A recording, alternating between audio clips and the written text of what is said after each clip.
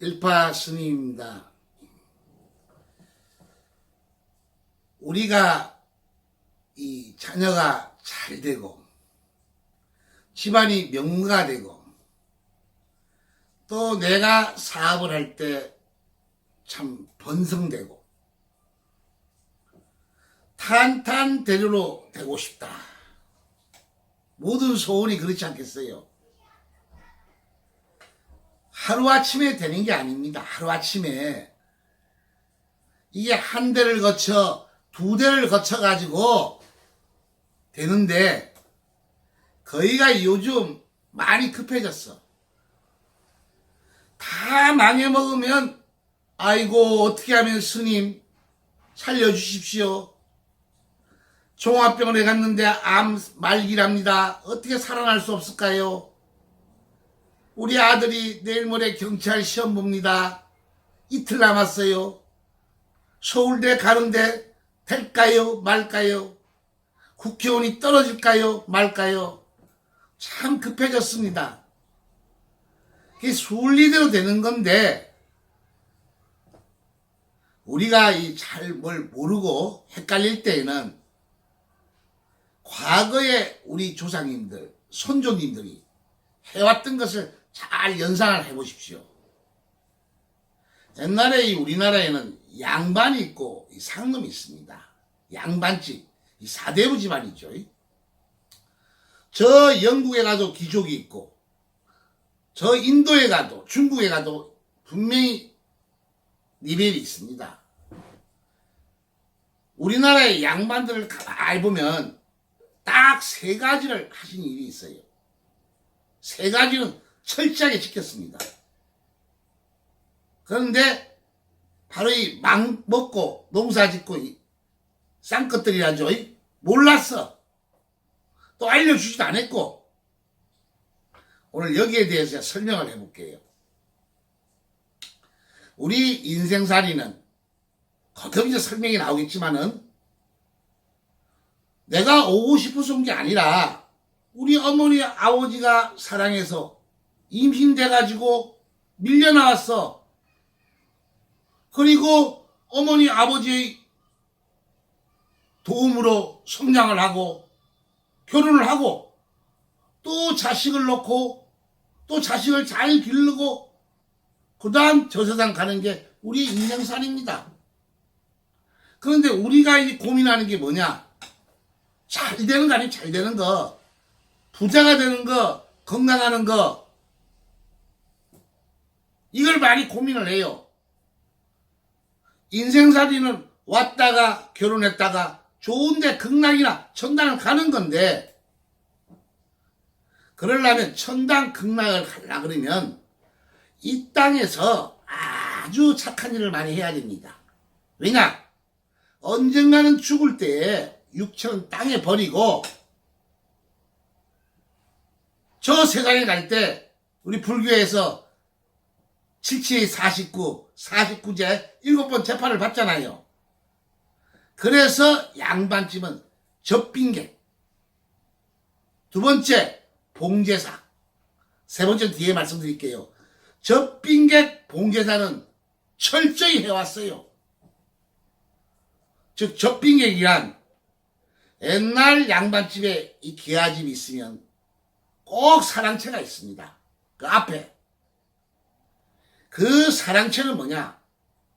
그 당시에 없는 분들, 또 과거를 보러 가는 분들, 장사하시는 분들, 하루 묵고 가는 사람들, 갈 곳이 없는 분들, 어느 누가 오면 꼭 아침, 점심, 저녁을 대접을 해가지고 심지어는 객비, 노잣돈을 들여가지고 보냈습니다.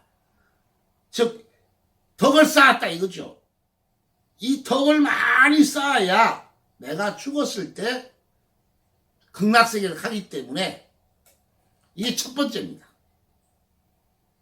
두 번째, 이 양반집은 잘된 집안은 접빈객 다음으로 봉제사, 이 제사만큼은 철저히 해왔습니다. 지금도 마찬가지고 우리가 단군 이래 신라, 고려, 조선 이 땅까지 오지만은 지금 우리나라가 삭막하고 힘들고 어렵고 하지만은 약 51%의 이 뼈대 있는 집안들이 잘 운영해 나가고 있어요. 다만 눈에 안 보여. 그분들 집안을 잘 들어가 보면 종갓집, 이 봉제사는 철칙으로 느낍니다. 그게 뭐냐? 이거 잡수고 우리 후손들 도와주십시오. 제사. 그 다음 설날 추석은 뭐냐? 한 해 동안 조상님 이거 잡수시고 저희들 후손들 도와주십시오. 추석날은 한 해 동안 감사했습니다. 철저하게 지켜요. 그런데 요즘 내가 정육점 하다가 돈 좀 벌었다. 땅이 조금 올라가지고 돈을 좀 만졌다. 골프 언제부터 쳤는지 몰라도 골프 치러 다니고 저 외국으로 자기 조상도 모르고 산 부모도 모르고 참 요즘 200만이 외국으로 이 연휴 때 다녔답니다. 남의 사생활이니까 간섭은 않겠어요.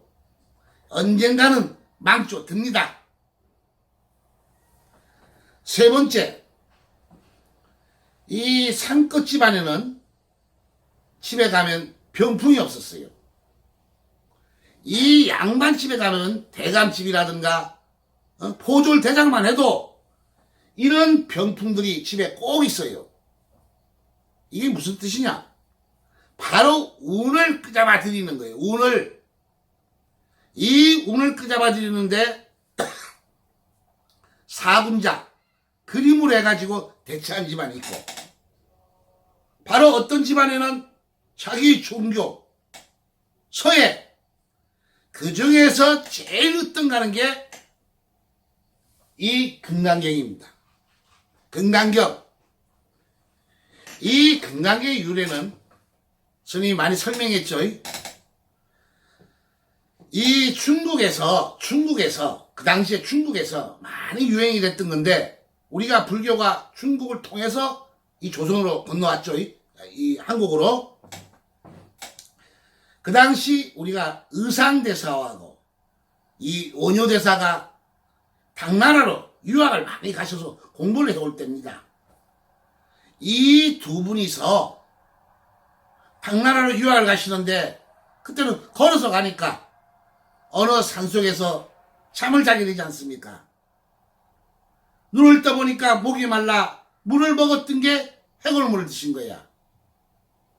그 해골물, 그 영혼하고 접속이 되어서 모든 세상의 이치를 다 깨우치신 분이 신라의 원효대사입니다. 그러니 당나라에 가가지고 더 이상 공부할 게 없는 거야. 인간 세상에 영을 깨우쳤으니까. 그래서 의상대사에게 나는 더 이상 공부를 안 가겠다. 다시 신라로 돌아와가지고 그때의 신라하고 백제는 이 전쟁이 막 났어요. 전쟁. 수많은 군사들이 죽어나갔어요. 적군이든 아군이든 다 천도를 했어요. 그 비법이 모래를 주물러 가지고 구명식 광명신업, 바로 이 금강경의 경을 내워가지고 뿌렸더니 다 천도가 되는 거야. 이 비법의 유래는 좀 끊어졌는데, 그래서 조선으로 내려오면서 태조 이성계가 혁명을 일으키죠. 그때 무학대사께서 금강산 유점사에다 절을 짓고 바로 조선에서 금을 하사해가지고 자기의 사대부 집안만 발복을 해달라 했던 것이 이 금리 금강경입니다. 이 금리 금강경으로 돌아가신 분에게 묻어드리고 또 이 병풍을 만들어가지고 다 천도를 끝마치고 8폭을 갖다 놓으니까 그 집안에 애군이 들어오지 않고, 이 보통 금리 건강이 아닙니다. 이래서 발복을 시킨 겁니다. 그래서 우리 세 가지 철칙이, 봉제사, 접빈객, 여러분들도 앞으로 생활하시면서 나보다 힘들다, 가게를 하다가 정말 없는 거지가 왔다, 보시, 동냥도 하고 왜 나한테 점수가 오니까 또 잘되자 그러면 봉제사, 집안의 제사는 꼭 하십시오. 제가 구체적으로 설명해 드릴게. 세 번째 쪽으로는 바로 내 운이 들어오는 병풍, 이 금리 건강형을, 이 원본은 스님이 비법이기 때문에 제가 가지고 있습니다. 이것을 영인복으로 만들어서 기도해가지고 바로 이 비법을 쓰는 거예요. 이 두 가지 여러분이 앞으로 잘 되시려면 접빈객, 봉제사, 병풍 꼭 이해하세요. 이제 요거 보시고 또 구체적으로 스님이 어떤 비법을 쓰는가, 이분한테는 어떻게 학교를 탄생을 시켰는가, 어떻게 서울대를 보냈는가, 어떻게 부자가 되었는가, 요 이치만 잘 이해하시면 여러분들은 행복해질 수 있습니다. 감사합니다.